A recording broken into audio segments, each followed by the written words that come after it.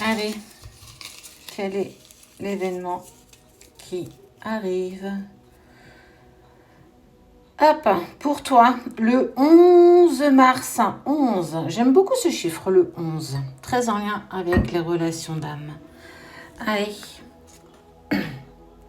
Il y a le boomerang. Et ben en fait, on te parle de quelque chose qui s'est terminé, mais qui n'est pas vraiment terminé. Il y a bien une reprise avec une personne du passé, donc un retour. Allez, on va découvrir ce que ça met en lumière pour toi aujourd'hui. Toc. Allez, c'est qui ce retour? On va découvrir qui c'est. Tu restes avec moi jusqu'à la fin de la vidéo.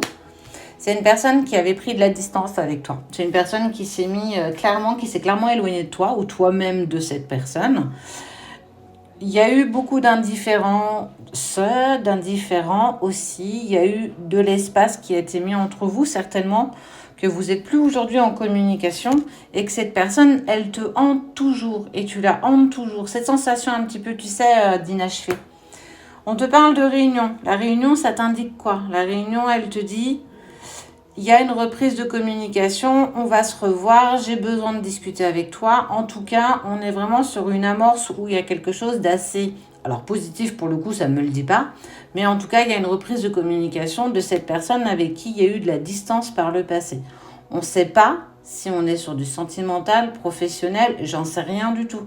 À toi de voir en fonction de ce qui te parle, on est bien d'accord.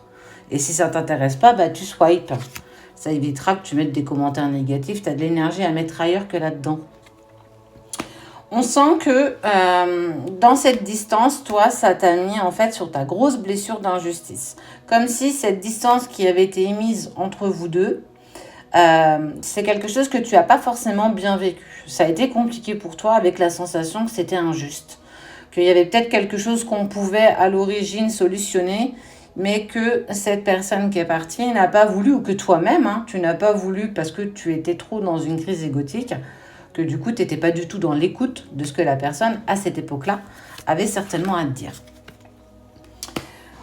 On parle d'enfant, ça peut être quelqu'un que tu as connu dans l'enfance, qui est revenu dans ta vie aujourd'hui et qui est reparti. On peut être aussi là-dessus.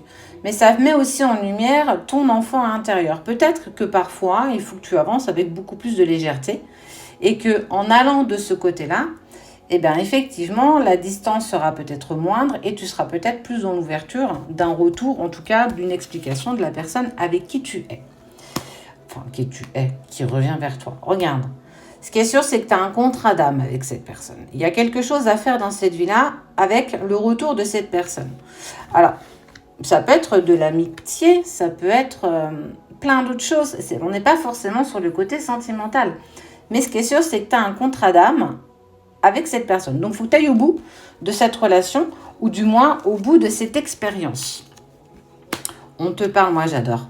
Regarde, on te parle de victoire après un échec. Oui, effectivement, par le passé, je pense que vous étiez dans le même train, mais pas dans le bon wagon.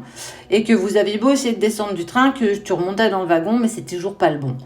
Et on voit que de toute façon, il y a de la victoire après, en fait, cette notion d'échec. Bah, vous avez grandi, vous avez mûri et vous avez mis en fait pas mal de choses en place.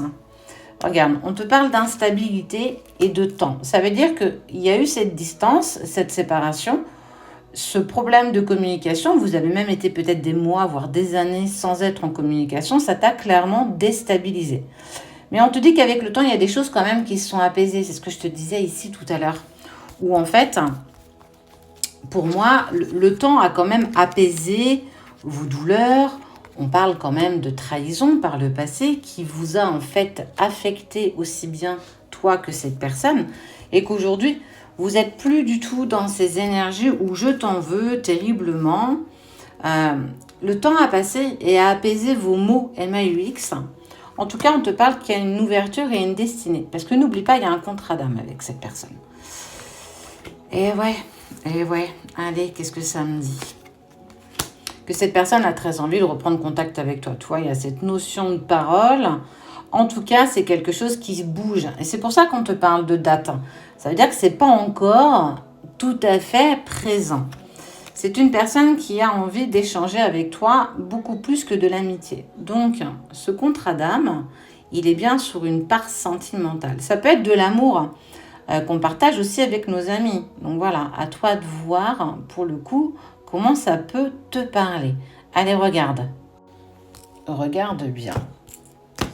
On va découvrir le signe de cette personne. Ok? Allez. Alors, il est du signe du Scorpion, il ou elle, hein. Pareil, tu adaptes à ta situation, toujours pareil. Lion. Oui, j'en tire 6 si tu te poses la question. Verseau. Gémeaux. Capricorne. Hop là. Et le petit dernier, Vierge. L'un de ces 6 signes reprend contact avec toi à partir du 11 mars. Retiens bien cette date.